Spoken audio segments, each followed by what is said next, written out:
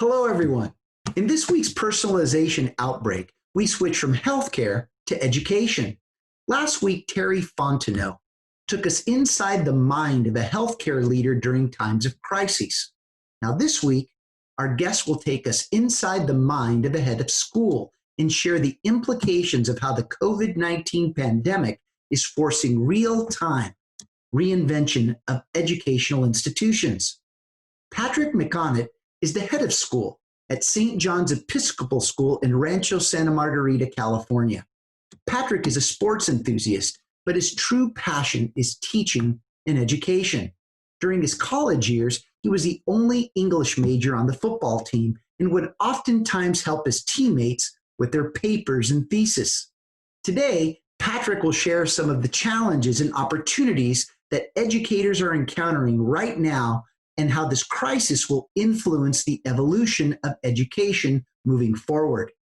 Our co-host, Dr. Scott Lacey, will also share his perspective as the Associate Dean of the College of Arts and Science at Fairfield University, as well as giving his anthropological lessons about connectivity, expanding our conversation timeline back to the cultural establishment of the handshake. Now, I'm for sure am one that is not only missing that handshake, but also giving hugs too. Let's get started.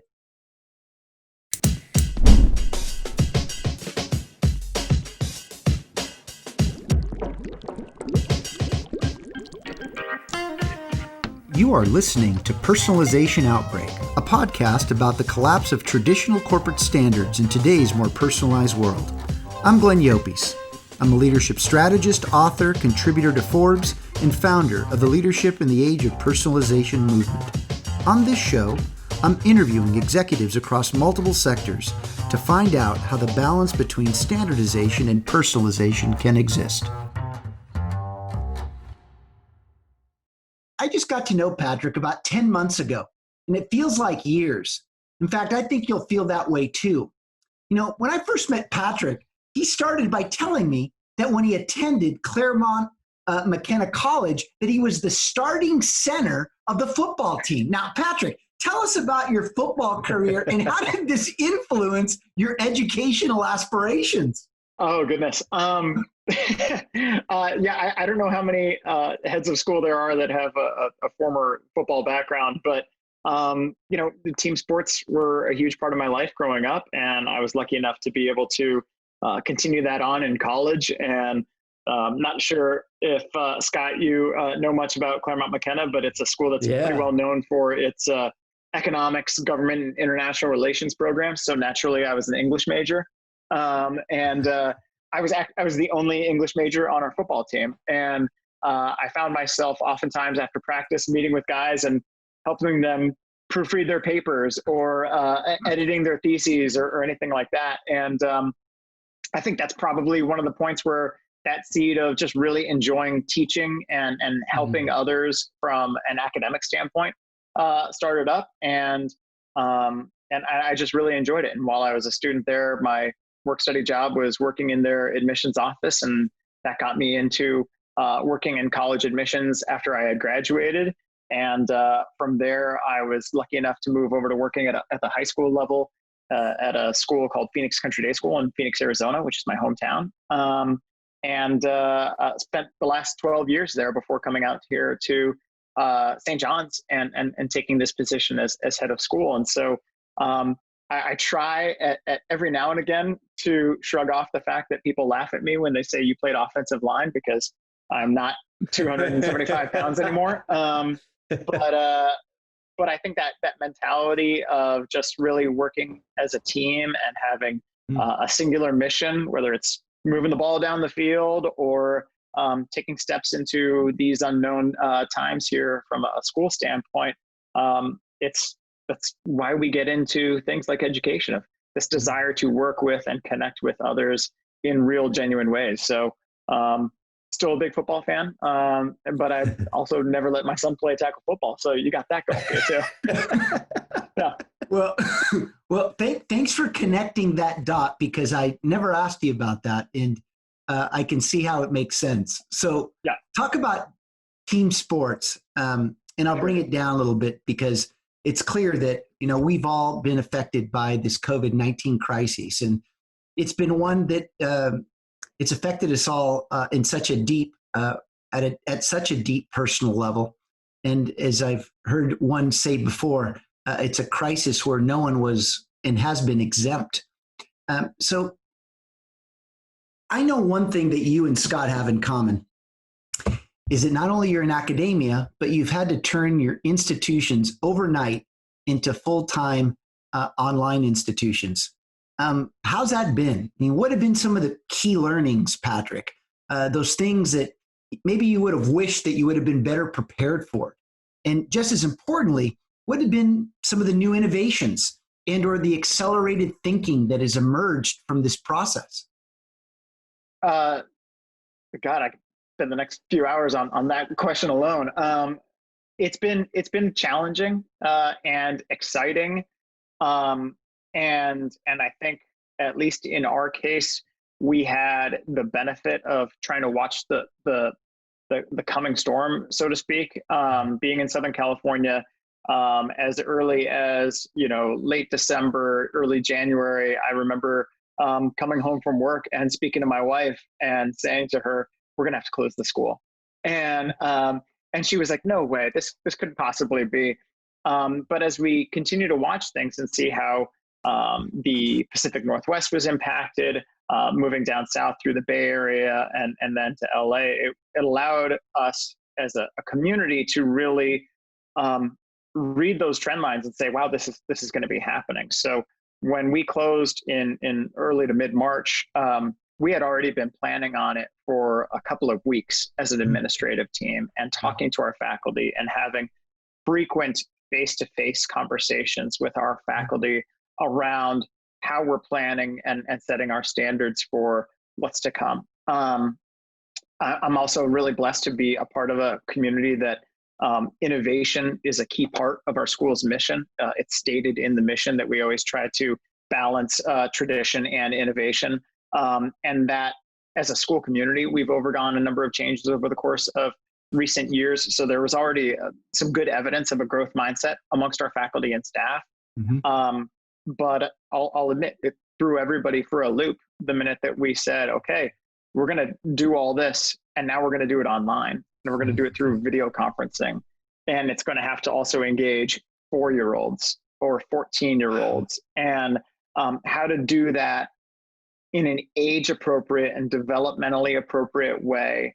For all these years that we've been reading about the dangers of screen time, and yet somehow pivoting towards this as being a key component of it has been hard. And I think from a leadership standpoint, what was really helpful was engaging our community in trying to define what our guiding principles were going to be in this new environment. One of the things that St. John's is especially well known for is our student and teacher connections. And so we wanted to prize that first and foremost. And so we said, perhaps other places are going to be sending home worksheets or packets or doing something passively. We were going to seek out every opportunity to make sure that our kids are connecting with teachers, because it's that personalization that is really important for us as a school. So Patrick, can you just, before you continue, can you maybe share with our listeners and viewers, tell us a little bit about St. John's? Sorry, that's a good framework for it. So St. John's is an independent school. We're an Episcopal school here in Orange County, and we serve students as early as 8 weeks old all the way through 8th grade. We have about 425 total students in our community, 318 families, and we've been around for 30 years. And so the hallmark, I think, through line within those 30 years is about having really deep, engaging relationships with our students, and that comes academically. It certainly comes through on a faith basis, though it's not an expectation that all of our families are Episcopal or even have their own religious viewpoints. But I think that's some of the really exciting pieces that we dig into. And we also, over the course of the last 6-7 years, have really developed our teaching and learning pedagogy through a STEAM mindset, and that I think has helped break down some of the previous academic silos around things. And it's been a real asset to us as we moved into this new remote learning model. Thank you. Thank you, Patrick. So before you jump in, Scott, just a quick question. I mean, as you go through something like this, so it was never planned for. I mean, we didn't expect this. And as you approach families and students and just the community at large, I mean, again, not to go deep into this, Patrick, but what did you learn about people? I mean, not just within the institution, but throughout the community. Because, and the reason I ask this question is that I've often learned myself, and I think we all recognize this, but adversity truly reveals who your strongest allies are. And it's not that people don't care or they don't want to engage, but things change when our routines are broken, when more is maybe expected of us as a parent or as a student, or even more of what's expected from your own institution. So what did you learn about people? I think for me, from a personal standpoint, as well as a leadership standpoint, I think it's continued to underscore that everybody is constantly wired to seek genuine connections and authenticity, and that opportunity to be able to say, I see you, I hear you, I understand you. We might not always agree, but to be able to have that validation, that understanding is really important. And that's come through in innumerable ways during this time, because our most default ways of connecting with others through school or work or whatever it might be have all been severed. And so we're trying to rebuild those connections and find those authentic points. And that's been, I think, a big adjustment for everybody. And so Patrick, how do you hold on to those connections? That's a great point. How do you hold on to them? I mean, and I'm not pinpointing you and your team in St. John's, but this has been part of, I think, everybody's struggle is how do you hold on to connections? Because in the end, there will be a next normal, whatever that will be. And so we're going to have to find our way back to that connection. So how do you find the best way to connect in the interim? I think it requires a whole lot of patience and trying and sometimes failing in new ways to connect. I think we're all becoming quick experts on Zoom and other items like that. But I think trying to meet people where they're at, and there's some of my team and some of my own family who are quick on a text, and that's their way of connecting. And there's other people where it's like, no, you got to pick up the phone and you got to speak and you got to hear each other's voice. And an email won't suffice. And but I also think that there's opportunities here within all of this that we're all learning as a society, that there are ways to find that in ways that we hadn't utilized prior. My friends from college and I recently started up catching in on a Zoom every Saturday night for an hour or two and playing a game of poker or just talking about kids and families and all that stuff. And it's something that we could have just as easily done before all of this, but the opportunity that arose and our collective learning as a group said, of course we'll do this. And so whether it's that or drive-by birthdays and online baby showers, things that we've all experienced in the last week or so, there's new ways to find those connections, and it'll feel weird, but it's also better than nothing. And we'll certainly kind of point towards those things that allow us to find those genuine spots. That's so well put, Patrick. And I actually believe that we're finding connection in vulnerability. I think we're all truly, this is forcing us all to get to know people in a different way. I mean, even the way we communicate on Zoom with our shorts on and maybe a nice dress shirt on, or when kids flying in the room or dogs are barking. I mean, people are getting to know a lot more about our lives from a Zoom perspective. But even offline, I think we're finding ways to connect because there is such a genuine desire to connect. I think people are just recognizing that it's their own fears or insecurities and or vulnerabilities that are deepening the ability to connect with each other in ways that I think will strengthen relationships in the long run. So I appreciate that very much, Patrick. So Scott, where do you see some alignment here with what you've experienced at Fairfield, or just from a humanity perspective? Well, first I have to say that I could tell that Patrick is and was a born teacher just by some of the stories, some of the pieces within his stories that he told. I mean, ultimately helping out your buddies on the football team and all that, that's one thing, but I think it happened a lot earlier than that. I mean, the way I got to this thought that you are a born teacher is that in fact, you said specifically, education is, and I wrote it right down, it's a way to connect. Literally, the word connectivity, connection is just ringing. If it was a special word for the day, we'd be making a lot of money right now because that's where you're centered. And I think that's where the inspiration and sort of the energy that's coming off of you about your role, your leadership with this school and this pandemic, as well as just how you got to this place. So between the fact that you say education is connectivity, is basically a way to connect, between that, and then the second thing that I think that I'm gaining already from you as a teacher is that you're talking about education, right, as a fact that we're all learning. What you do, the way you see it naturally, isn't the way that a lot of people see it. And when you say that we're all learning, that's someone saying that we need to essentially, like you said in another way, break down the silos. It's not about teacher-student. We're all teacher, we're all student, and the more that we take turns, I think the better we are. So I've got a question for you to learn from how you've managed this pivot, right? Because we at Fairfield, like when you're talking, I'm thinking, yep, that was us. Yep, we did that. Yep. And so I think it's nice to talk to some kindred spirits here, man.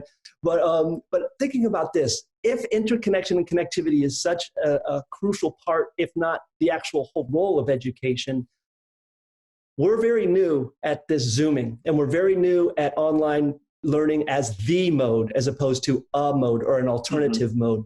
When online learning becomes the mode of educational delivery, I'm curious, for a connection guy like yourself, what do you see in this rapid forced transition, this mass migration online? What have you seen in your own experience with maybe your colleagues or even friends at your poker game? Where has this online connectivity, where has it actually improved our interconnectedness or helped our interconnectedness? But I'd also like to understand, where do you see that we're still lacking? What are we missing from this interconnectivity? Great question. I'll speak for my own personal experiences with it.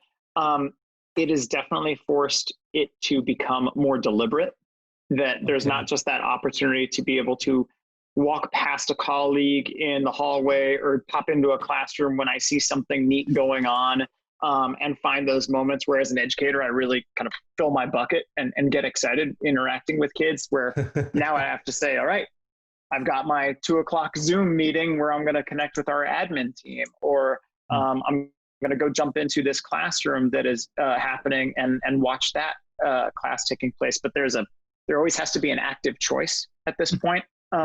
Because of our isolation. And so that's something I'm learning personally, that I have to either schedule it in or require myself to do that, because otherwise work or life will fill up in other ways. So being really deliberate about that is important. And the second piece, as far as the ways we're growing or the challenges around that, I do think, at least for me, it's still challenging to feel that level of connection through these things, and to read a room, so to speak, in a way that for a person like myself who enjoys getting up and chatting with people or meeting at a coffee shop, the inability to watch that, the body language or the eye contact or the way a person leans in. I can tell you right now, I probably had a Zoom meeting last night that was an hour and a half long, and maybe 60% of the people, you could tell, were reading their emails and passively listening. That's challenging when you're trying to connect with people, and for whatever reason, it might not be there. And the required follow-up for that of saying, hey, I was hoping that you were going to be a little bit more active in that conversation. It didn't seem like you were all the way there. How can we work on this? Like, the time and the effort and the deliberate intent within all of that, it just feels like more. I feel like, yeah, generally speaking, we're all working twice as hard for about half the output, and that can be really fatiguing in the long run. Right. And I was going to say, we're also dealing, right, with all of these other outside or more personal factors within our own lives outside of the professional realm, that those anxieties and those pressures are not just going away because we're now on Zoom for work, but they're with us. And so I appreciate your comments all the more. What are you thinking over there, Glenn? No, I'm thinking that inclusion needs to become a growth strategy. I read a book about that somewhere. No, but this is what it's become, is that we are becoming much more interconnected in finding the need to be more interdependent on each other. Yeah. And especially as to your point, when maybe people may appear to be engaged, but they're not, and working twice as hard to get others there. I mean, I think that there's a clear understanding more than ever that if we're going to say things like we're all in this together, we really need to be, and we need to be intentional about it, which brings me to my next question for you, Patrick, especially as the head of school. Why do you think that people want to know what their leaders are thinking and feeling at a time like this? Well, I think that you and Scott have each touched upon this in your own right. I think for a lot of families, school is that stalwart place. You always know it's going to be there. That's where you drop your kid off. That's where you feel this level of safety that I know whenever I, give Annabella a kiss as she's getting out of the car or walking into the classroom, that she's going to be okay there. And when you remove this cultural kind of beacon, for lack of a better term, when it comes to safety, and you throw all the cards up in the air and say, figure it out, as parents and as professionals, and now as pandemic teachers, because I won't use the term homeschooling, because this is not homeschooling. That I think that it puts a level of stress on these families that really has them seeking for any level of clarity that they can find. And so from a leadership standpoint, how I try to meet folks where they're at and say, here's what we're experiencing as a school community. Here's what we know, and here's what we don't know. And to be able to provide comfort and a level of strength or trust, even in that unknown, is really important. So finding the ways that we can connect with folks, whether it's social media, a written narrative, a video, an email, a text, or whatever, becomes that much more important. And then trying to generate some level of a feedback loop, and how our communities can feel like their voices are going to be heard within this is important as well. So again, I didn't plan on asking this question. Not that I'm planning to. Not that many of the questions that I'm asking were planned anyways, because that would be standardization. That would be standardization. But sure. Where do you think standardization fits in a time like this? I mean, do you think again, when you consider administration, teachers, students, community, do they want a playbook written for them, or do they want to be part of rewriting it themselves? I think that one of the things I've learned a lot through this process is that any existing challenges before the pandemic for any organization are probably augmented tenfold once you kind of move to this. And those existing challenges could probably be cultural, they could be structural.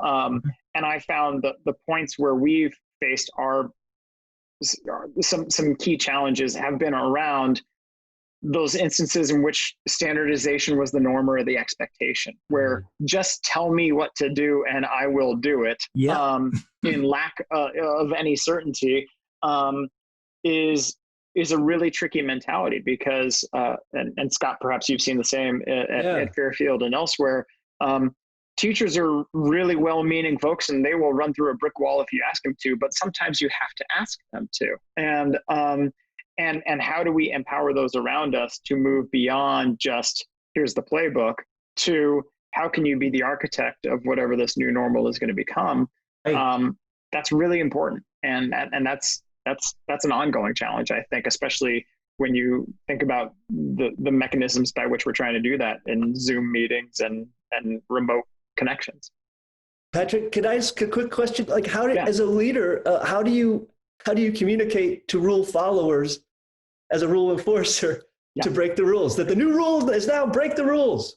How do you do that? Like, we're having fun with it, but for people who are really intent on doing their job the way they've been taught to and the way they've been very effective, right? Yeah. To be told, get out of that effective box now, this is going to be scary. I'm just curious in your experience. I mean, I've had challenges with this myself. How are you communicating this challenge to the people you're working with? Yeah, it's a great question, Scott. I think for me, what has been helpful in guiding folks along and trying to empower them is to recognize that even though I think historically from now on, we're going to think about things in terms of before COVID and after COVID. But I think it's helpful to be able to draw some of our folks' perspectives on what was happening long before this pandemic, because I think for some folks who are feeling unsettled by all this, they feel like, well, the world just upended, in mid-March, whenever we shut down through the pandemic. So if I can remind them of, hey, here's some of the things that we were working on over the course of the preceding months. And here are some of the things as a school community we've been experiencing over the course of preceding years, where that growth mindset of adopting a STEAM approach to teaching and learning, or the way that teacher, really grabbed onto an idea and developed it in his or her own ways to make it meaningful to them. So helping them recognize you've got a track record here of evolving and growing and being nimble in times of adversity. This is a big point it's an inflection point, but it's not something that is insurmountable by any means. Yeah. And I think that for me, from a leadership standpoint, has been where we try to coalesce around some community ideals that we feel are most important, and then don't sweat the small stuff. Try something and fail at it, and then try something better as informed by that failure. That's okay. Wow. How about that question back to yourself, Scott? How have you handled it? Essentially, I've tried a lot of patience and listening. For me, has been the most effective, right? Because when I see somebody stressed out because they can't maintain a certain standard or operation that has given them great efficiency and effectiveness before as a teacher, or just as a person, as a parent, whatever, that ultimately we need to give ourselves, not just the people that we're listening to and talk to, we have to give ourselves time to, and Glenn, you and I have talked about this before, to mourn what we've lost.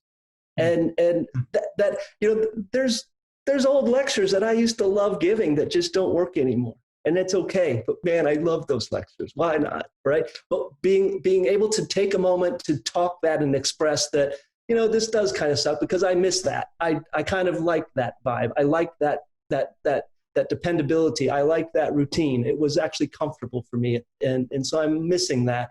Once we kind of express that, or at least once I've been able to express it for myself, I find all of a sudden those things that are making me cling on to what was are gone. And I have the space to start thinking, okay, so, right, if failure isn't really a problem right now and it's more about innovate and a lack of innovation is failure, I have the space to do that. So that's kind of how I would respond to that, Glenn. Thank you, Scott. And I know that there's a story you told me about one of your textbooks that we'll get to in a little bit later. So take note of that one, please. So taken. So Patrick, react to the following statement.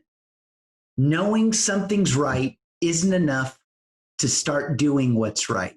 And knowing something's wrong isn't enough to stop doing it.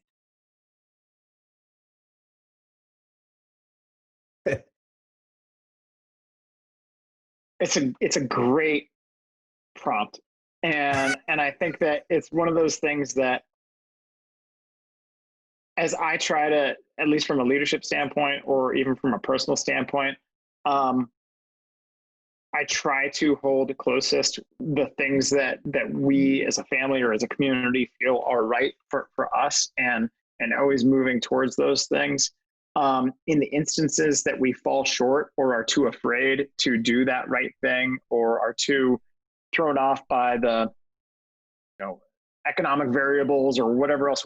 Trying to identify the things that are preventing us from doing those right things is a really neat exercise, because I think that, especially in times like this right now, a lot of people are motivated by fear, and that's a tough spot to be in. And in order to, it's hard to innovate or let go of that lecture that you really loved because you fear that you're never going to get it back. Right. And you might not. Yeah, you might not. And so I think that how we build a community together, at least in our educational sphere, that all recognizes what that right thing is and has the kind of collective strength to do it, even though it's going to be challenging, is really important. That it can't just be one person out there saying this is right, banging that drum and hoping everybody else is going to follow. It has to be in a collective process, I think. Yeah. Patrick, one thing you're saying here, and it kind of circles back to another thing before, and this was, I noticed that when you were talking about when you were giving us some advice about how you've been teaching rule makers and rule followers to be rule breakers, you're one of your tactics that I find very effective and quite stunning is the expanding the frame of reference, right? So when we're in a particular moment of extreme stress, it's absolutely impossible neurologically to get out of that moment, because that's our neurology saying, hold on, major threat, deal with this. Don't think of anything else. You need to get out of this now before any other thought, right? But one of your tactics, which I want to make sure we underline here for everyone to hear, is that what you're saying is let's slow down and let's expand the time frame. Let's not think about this month or this day or this week, but let's think about when I met you 6 years ago or when you started teaching. Talk to me about how you came up with your first lecture. This idea of expanding the time frame, I think, is a really sharp one that almost went underneath the radar there. But I think it's because you do it naturally, and it goes back to your own personal leadership style, and I think why it's been so effective at St. John's. And so I just wanted to mention that before I turn it back to Glenn, because I think there was a little one of many little shimmering moments of brilliance there. Well, I think, to that point, Scott, that's actually a pretty significant leadership challenge of mine, where, Glenn talked about it of being this momentum igniter or anything like that. I always have to recognize that my own optimal level of discomfort, where I can be my most creative or most engaged in something, might be really different from somebody else's optimal zone of discomfort. And where comfort means we're kind of standing still, but you also don't want to be at that red line, like you talked about, Scott, of saying, I can't deal with anything else because I'm so freaked out about this singular idea. And so that's a space through the personalization and the connection with others where I can recognize where I might be a gas person, I need to have a brakes person around me. Yeah. And where I know the people on my team are around me that are the gas people, I need to make sure that we're all kind of counterbalancing each other. Because when you get 3 gas people all in one room, some things could go haywire. And this is you doing the connectivity thing again. Look at you. You just can't help it, man. You just you connect, right? Well, if we're really going to take this to a whole other level of analysis, Scott, is what Patrick so eloquently talked about was we need to know what everybody solves for and be respectful in recognizing how they solve for it, why they solve for it, and how it might create discomfort, how it may bring comfort back into the room. And these are things that when it comes to personalization that are so important, because it requires us to know who people are as individuals. And what Patrick so eloquently stated is that sometimes who he is as an individual might get in the way of progress, even though you would think a momentum igniter creates progress, but depending upon the people in the room, it might slow progress down. And this is all about finding that balance between standardization, the one that expects the leader at the top to not only to drive the train, but to define its path, to where we must remove hierarchy and recognize that during times of crisis like these, we must be more mindful of flattening the organization and respecting Patrick's point where people are, and what people are, where people are doesn't mean how fast they can be or how slow they are. It's about where their mindset is and what they're actually ready to take on because of the overarching stressors that lie around them that may actually redefine the individual at a time of crisis like this. So I'm just getting to that. I wanted to bring that point up because, see, I think we've gotten to the core of where this conversation now lies. And so I want to shift now to solutions, unless, Patrick, did you want to jump in or react to anything? No, Glenn, I expect you're going to give all the solutions. No, I don't have it. Look, I just have, the truth is my job is to re-emphasize the solutions of our guest. I'm just repackaging what you already said. Thanks, appreciate it. You're my hype man. So before I move and start shifting to solutions, any last comment on that one, Patrick? Yay, nay? You're good? No, yeah, I think that, I think if it's helpful, I feel like this is, okay, going back to that athlete thing, I remember the losses more than I remember the wins. And professionally, I feel like I remember and have grown more from the times where I've misstepped in a lack of personalization or taking the temperature of those around me than finding those points of connection. And I go back to a meeting real early on with our faculty, and somebody had raised their hand and asked a really fair and insightful question of, okay, well, what about X, Y, or Z? And my response was natural, and I just said, I don't know. And it was, to me, it was an authentic, hey, I just don't know. But it was interesting also to then read with that person and others and saying, and I had a staff member come to me and say, wow, they were really thrown off by that. I don't know. They were expecting an answer and a purpose and a drive and all of this. And so I think that level setting that you have to do within a community, and especially for those rule followers who just want you to say, here's what I know. Right. When you say something with positive intent and authenticity of just saying, I don't know, that can throw some other people for a loop. And I've tried to recognize that in my own style as well. Well, Patrick, here you go with the answers again. What you basically said is we must stop ruling by standardization and start leading with personalization. You're on fire today, Patrick. So let's take the momentum igniter to another level. Going into solutions, it's clear, just from my own observations of you, Patrick, that your passionate pursuit to forge stronger alignment and deeper levels of inclusivity throughout the educational delivery ecosystem, it's not just bold, it's extraordinarily exciting. Whether that's within or outside academia, to advance the totality of the educational experience, especially for these emerging generations of leaders. Can you help us better understand your vision? Because I think it's extraordinarily relevant, especially what we've learned during this crisis. But I think it's going to be what more people expect, and they're hoping to expect it from a leader like you. Yeah, I appreciate that. I think for me, from a vision or a strategy standpoint, as it relates to how to support others and cultivate this more personalized approach, I would say that the environment that I'm in right now, I think historically has felt a little bit more hierarchical or standardized.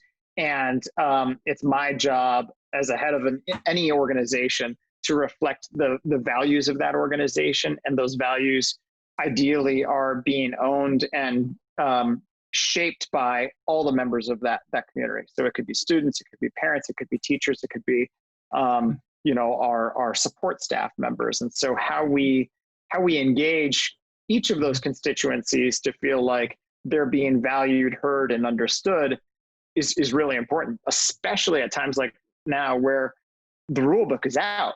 And so creative solutions can come from, an administrative assistant, or it could come from the 25-year veteran on that campus. And so I want to make sure that we're finding the pathways that all of those voices can be shared through a common lens of kind of our community norms, and that's really important. So finding those instances is key.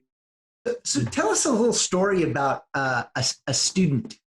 Any a story you'd like to share on maybe some wisdom that a fourth grader or a fifth grader has enlightened upon either you or one of your staff members?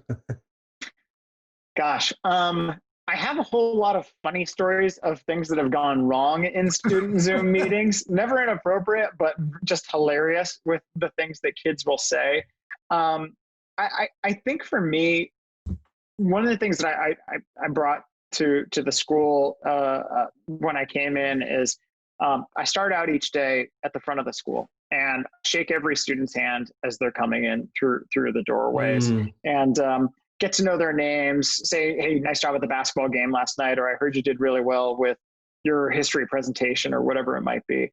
Honestly, personally and professionally, that's something that I'm so scared about, because I don't know what we will do with handshakes when we come back to campus. But one of the things that helped me so much, just a few days ago, I got a note from a student who had shared how much she missed that.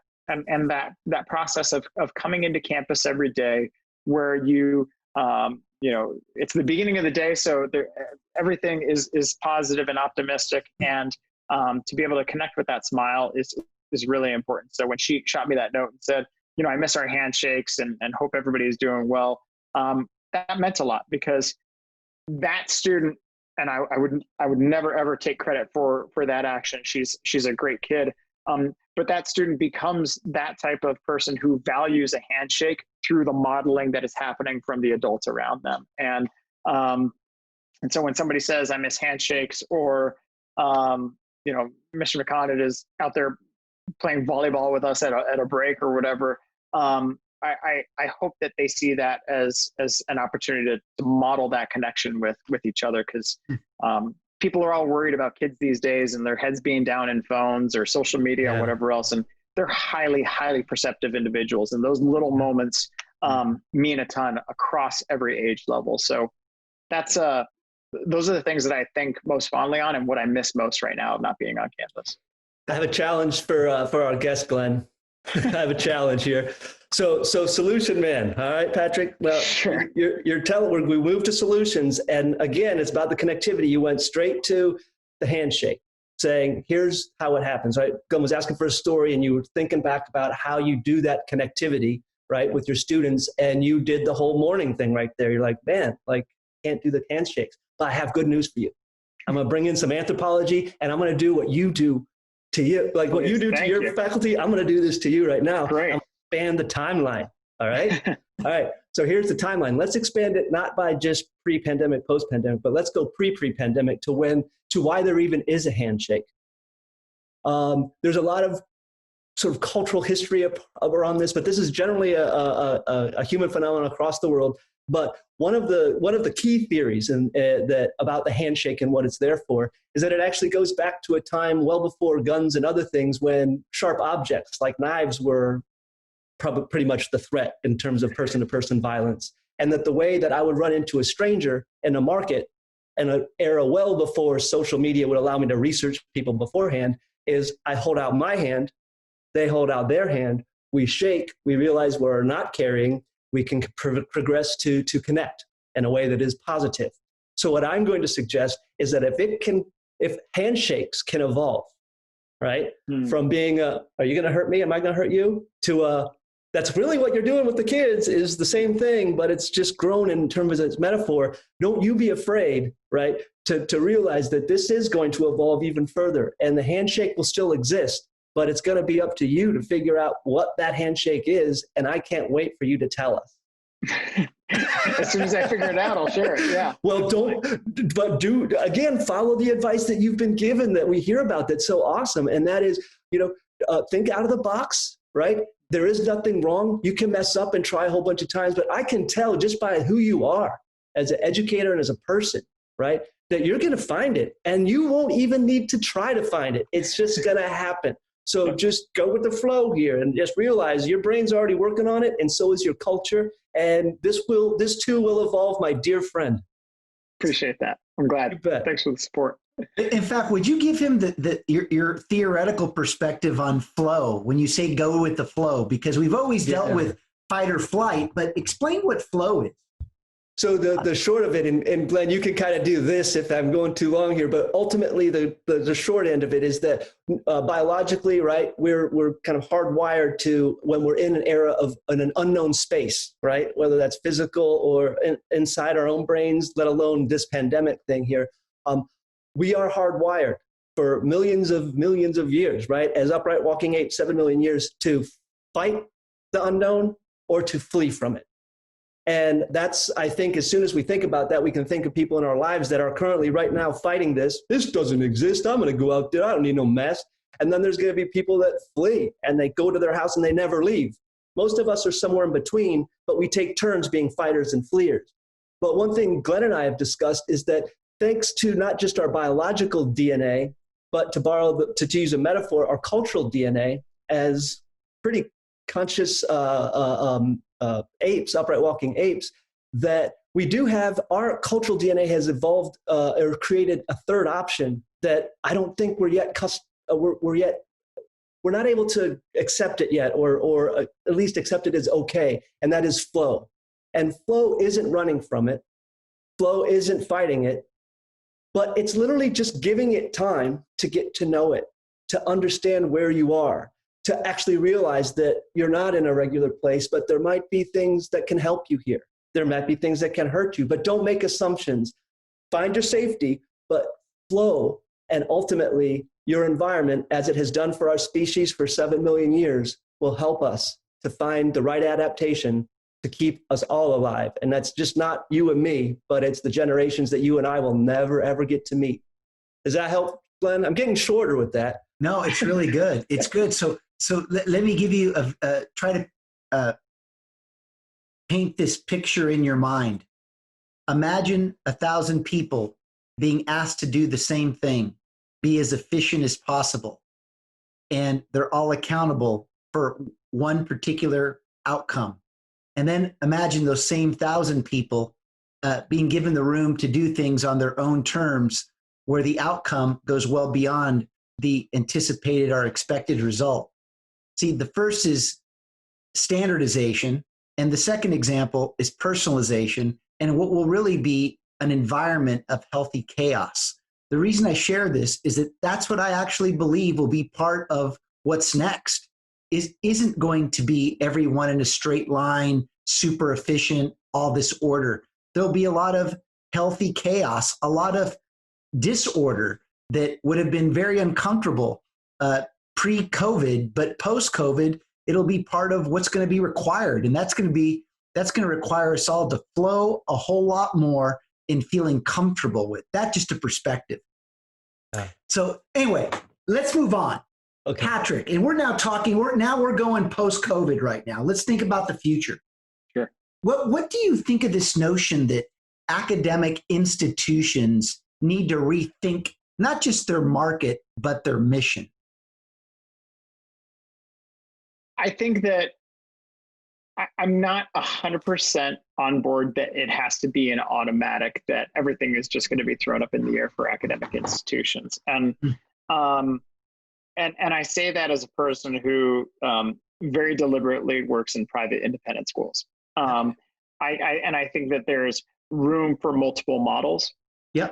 And I appreciate the creativity around, for example, there's some schools that I've seen in my home state. The public community colleges are shifting their schedule academically to start their classes in the summer at a time when that would never be the case.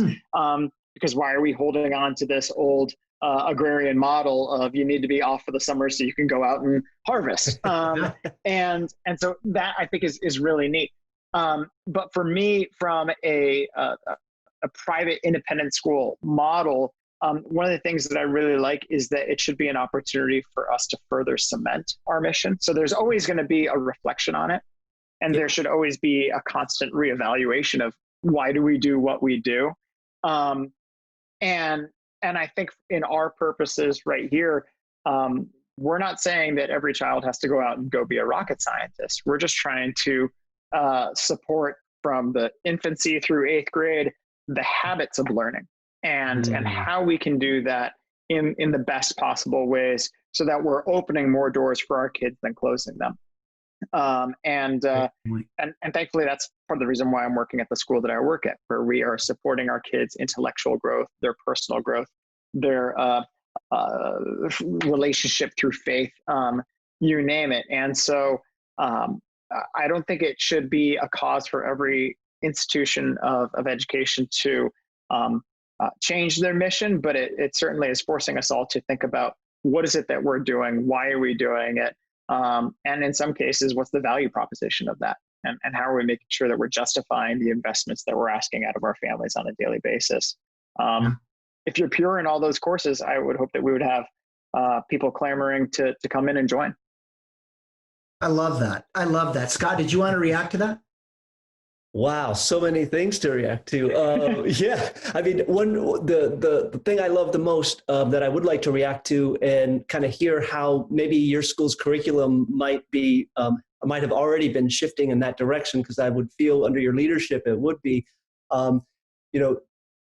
I was talking to Glenn a little bit ago. Is this too early for the textbook thing, Glenn? No, that's perfect. All right. Timing. So I'm thinking about this is that, I found as an anthropology professor that I was kind of getting too routinized and standardized with the textbooks that I was using, and even just the text that I was using, even in my introductory classes that are really perfectly made for that. And what I did was I just ditched the textbooks altogether and just started doing like a lot of different types of readings. But that worked so well and so much better than the standardized textbook that it was already prepackaged, that then I stopped even doing that. And I started giving about 60% of my semester's reading list completely to the students. Sometimes they have to come together and pick an assignment. Sometimes each person has to pick something differently and they bring it in. And so our mutual course also becomes an independent course that each person and then sometimes subgroups are following. So none of us is alone, but all of us are alone, and all of us are in small and big groups. And so it kind of messes up the whole thing. That's how I've kind of done what you have suggested we should all do. And I'm curious, what have you seen in amongst like your teachers in your school? How are other people, essentially the metaphor, not the literal, McGraw-Hill's going to hate us, but how are your teachers ditching the textbook, so to speak? Sure. Just to react quickly with what you're doing, I think one of the beauties of what you're doing there is, and you didn't say it, but it was implied, and everybody is learning. So you could be textbook, you could be the student bringing his or her own text, reacting some other way. There's measurable and real learning and growth that's happening there. Yeah. And for us, that's probably been our textbook challenge. And as it relates to the nature of assessment and metrics, I think, or just even assessment of student growth, and how in a lot of schools, there's this notion of, okay, you do your Friday spelling test, or you have your final exam, and it's a sit down. We do this with pen and paper, and the teacher is wandering the classroom like a proctor and making sure that everybody has academic integrity. When you can't wander the classroom and make sure that everyone has academic integrity anymore, because we're all on Zooms, how are we measuring typical student growth? That used to be in that exam, midterm, spelling test, whatever it might be. And I think that that's been one of the really neat opportunities here for our faculty, is to embrace the options for choice, for saying, hey, we're all reading Huck Finn right now. How do you want to demonstrate your mastery of the material? One kid might say, I want to write a paper. Another will say, I want to do a presentation to the class. Another might say, you know what, I'm really artsy. I want to kind of do an interpretive art piece as it relates to some of the themings of these things. Yeah. And I think that for us has been the space that we've been wrestling with, the kind of the textbook question of how do we abandon the things that we as adults grew up with, and that was the way that schools were, to evolve to being in a student-centric experience, and recognizing that mastery or understanding of course material doesn't always come out on a Scantron at the end of the semester, but through ongoing ways that we can do some really neat formative assessment. And what that, the kind of the ways that you pull that out onto grades, report cards, parent-teacher conferences, all of these things, that the implications of it are massive. And I found that this situation has served as an accelerant for that long simmering conversation. Patrick, what do your students look like 20 years from now that have experienced this sort of assessment or this sort of metric that is so different from what you and I grew up with in Glenn? I like to hope that it's hard at times to measure. I like to hope that they're more empathetic people. I don't want one of our kids to ever grow up and say, man, I'm not good at math. Can you explain, I'm not a math person. Can you explain how that happens? How does because you're still saying we're doing metrics, we're doing assessment, we're seeing if what we're doing is actually causing an impact or leading to an impact. So you're still measuring, but you're basically saying that the new game plan, right?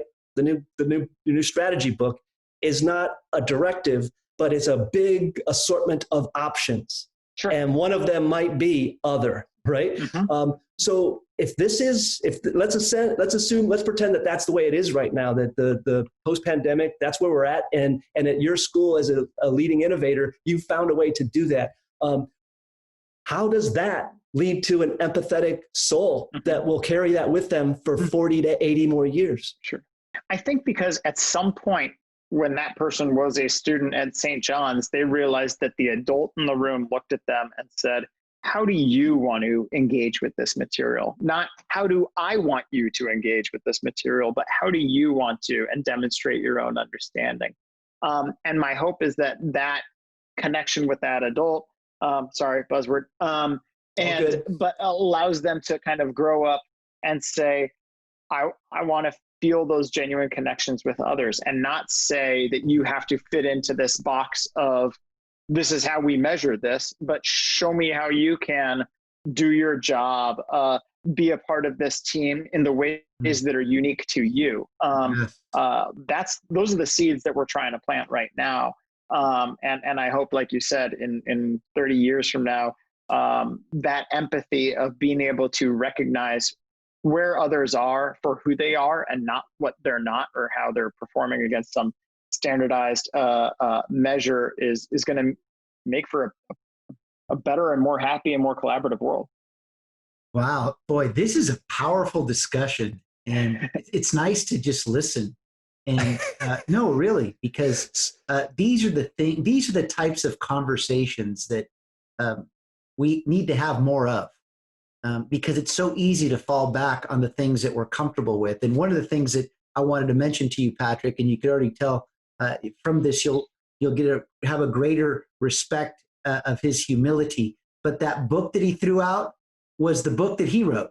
So that tells you how much. I was one of the people, one of three. Yeah. I was on a team. Good for you. You knew it anyway.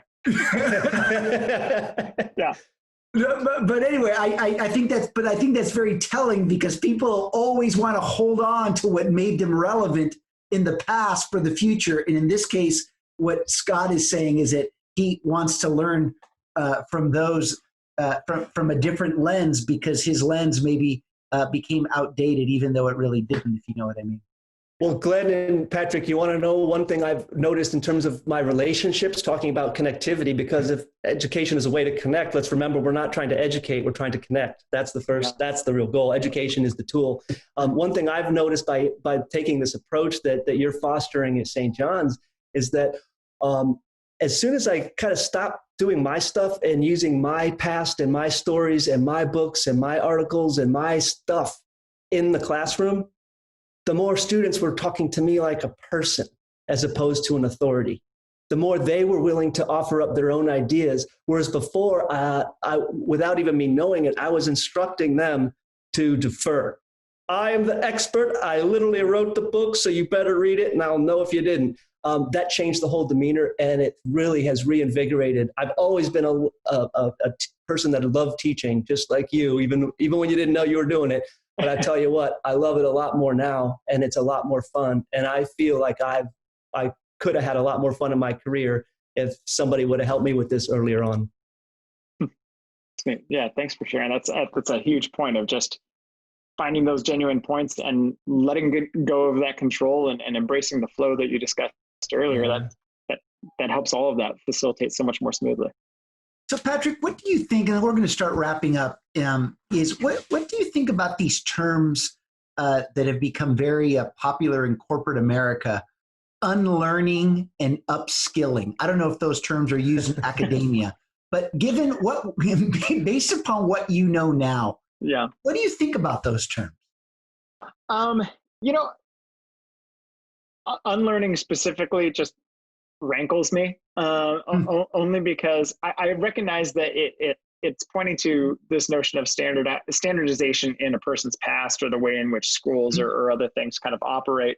But I feel like you don't necessarily want to throw the baby out with the bathwater. And part of when we say you're unlearning something, I think it's important to recognize, no, I learned that. And here is how I have continued to grow in these ways. And from a school standpoint, along with those empathetic skills that we discussed earlier, I want to create and support a student body that enjoys the process of learning. And so I might say, hey, that's what I thought back 6 years ago. God knows, for me, I know what I thought in my 20s, and there's things that I certainly have tried to move beyond in those ways now as an adult. So I recognize that pushback against standardization, and I appreciate that. But I also don't want to lose sight of why we learned that in the first place and how we can grow from it. Agreed. Because it's funny you say that, because unlearning is an example of practicing standardization in the extreme. Yeah. Right? Yeah. And almost viewing personalization in the extreme, when these are just part of natural points of one's evolution. And you can't stop making me think about things I've learned in the past. It's how do I evolve from that and recognize that I can now make it my own. Maybe not the way you taught me, but I am now taking ownership of that learning in a different way. So I completely agree with you. So Patrick, as you think about the future, what kind of traps do you want academia to avoid? Wow, that's a good question. And so let me maybe give you a little bit more context. And Sure. Scott and I were talking about this. In fact, Scott, I may just volley it back to you. He had mentioned during our preparation call for today that there are many universities that just won't exist anymore. And there's many academic institutions that are reinventing themselves. But what he is noticing, and Scott, after I'm done mentioning this, I'm going to volley it to you, that as they're reinventing themselves with the same approaches that got them into this mess to begin with. Scott? You're right. I think one thing that we've talked about before, Glenn, right, is the whole learning standardization, or at least understanding it, or personalization is a good thing. But then we have to be careful that we really practice what we want to learn and do, because oftentimes our first instinct is going to be to take a standardized approach to personalizing, right? And so I think that's a key piece here, is that when we go back to that assessment, right, Patrick, that you're talking about, that we're going to have our biggest challenges, I think, not with innovation in terms of connecting with students and providing information and hearing information synthesis, right? We need to help teach them to ask good questions, to seek out answers, to play with that information, and then to synthesize it and put it back out, right? That's kind of what we're up to. But that I think we're going to get. And I think I see a lot of professors, I see a lot of teachers and just people doing that. What I think is going to get us in trouble, and tell me if you think this is right, is that we're going to have all this innovation in terms of our pedagogy, in terms of reaching students and connecting. But the mistake that's going to possibly happen is that we're going to think we're doing something different in terms of our assessment. But literally all we're going to do with our assessment and our metrics is we're going to continue to measure things that are back in the age of standardization that will completely diffuse, or at least decenter, everything that we tried to accomplish. I don't know, I'm kind of mumbling. Help me out. Help me out, teacher. Yeah, no, I definitely see that. because I wonder in a lot of ways, if we were to kind of wipe the educational slate clean right now, what would a school look like if we built it from the ground up? And I think that, or an institution of higher ed like Fairfield, because I believe it's folks' natural tendency to go back to what they know or they experience. It's part of our jobs as leaders in schools, because generally speaking, all of our customers have some opinion based on what they experienced in their own schooling. And so sometimes it's that projection out of, well, this is what I had at my university, therefore Fairfield should be doing this. And how as an institution, how you recognize that, value that personalized viewpoint, but also say, yes, and we're here doing this, and finding those connection points in which that's really valuable. And so I think that pitfall that we're talking about here is, through all of these leaps that we're required to make right now, living in COVID and beyond, to not let the whiplash of this seeking of normalcy bring us back to square one where we started with, which, at least in our case, is not bad by any means, but I don't want to lose all the great lessons that we're coming at from this experience. And if that has pushed forward the conversation around the nature of assessment, the ways in which kids learn differently or remotely, heck, even simple things like the starting time of our day, where our elementary kids are starting school these days at 9 o'clock. Am I really that eager to get them back to starting at 7:30 or 8? Because my kid is happy as a clam sleeping in for an extra hour. Like that's brain-based research that we're able to pilot right now. And making sure that we're valuing the experiences of our community to say what we're learning through all of this, this seeking of clarity or normalcy in these uncertain times, which I understand schools can provide for a lot of families. But gosh, we're shooting ourselves in the foot if we don't implement the lessons learned through all of this and just only try to get back to whatever was normal or standardized prior. You know what, Patrick? I'd love to end the conversation now, but I'm going to ask you one final question. Sure. How was this experience? What do you walk away from this? This chat itself? Yeah. Oh my goodness. Well, I knew I would like Scott from the onset, based on what you had shared with me. Also knowing a little bit about Fairfield. You asked earlier on what kind of made me want to become a teacher. I oftentimes credit going to a Jesuit high school. So the Jesuits were instrumental and in my own personal and educational growth. So I always have a great deal of respect for anybody from a Jesuit institution like Fairfield. But I think there's an importance about talking about the big issues and to recognize that wrestling with these things in real ways is not just sitting back and philosophizing on these ideals, but it's helping me personally as an educator step out of my own space and think about things more globally. That, from a leadership perspective, is really important. Connecting with other people in a similar field but a different context is really worthwhile. And like I said earlier, we have to find these ways to fill our own buckets personally or intellectually or professionally, because that's going to help us go out there and be better employees, dads, and husbands too. So that's one of the big things I'm going to walk away from this, is probably hang up the phone here and go out and play with my kids, but do so with a really big smile on my face. Sweet. Well, Patrick, I can't thank you enough for taking the time. I know we've gone a little bit longer than expected, but my goodness, always worth it with you, Glenn. What a great conversation, Patrick. I hope that everybody not only learned from you, but have learned what it means to speak through authenticity, through a level of empathy, and this desire of connectedness that brings greater alignment amongst all of us. And that's what I felt from the call. And I tell you, this is a conversation that not only will I remember, but we're certainly going to share it and make sure that other leaders across academia will embrace as they think about the future as well. Scott, any parting thoughts? just want to, again, I want to do a Mr. Rogers thing and kind of remind us what happened just here, right? Before we take the sweater back off and head out, right? And that is, Patrick, man, one thing that was, besides the connectivity, the thing that was underneath everything that you've been saying, no matter what we were talking about. And I'm talking about this because I think it's a good way for us to leave thinking about our metrics and our measuring, right? And that is, you showed that you personally, as an academic leader, value process over product.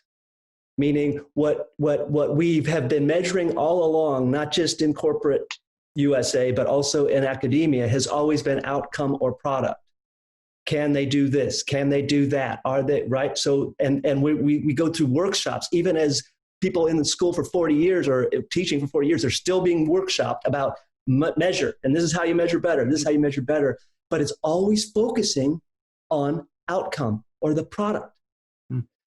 What you're helping us to understand in a whole new way is that we need to be careful of that, because really we might get better product if we focus more on the metrics of process. And that process is what? Connectivity. And what's one way to connect? Education. Thank you for what you do, my brother. Oh my goodness. Anyway, I'm out. It's up to you. No, I love it. Perfect. Thanks. All right, guys. Well, listen, thank you again, Patrick. We'll be in touch, and thank you so much for your time. Awesome. Thank you guys so much. Thanks, dude. Have a great day. Bye. Right on, Thanks, man. guys. Thanks for listening to Personalization Outbreak. Make sure to subscribe so you never miss a show. If you enjoyed the content, visit ageofpersonalization.com to check out our free streaming video series and learn how to get involved in the movement. I'm Glenn Yopes. I wish you a good day, and remember, without strategy, change is merely substitution, not evolution.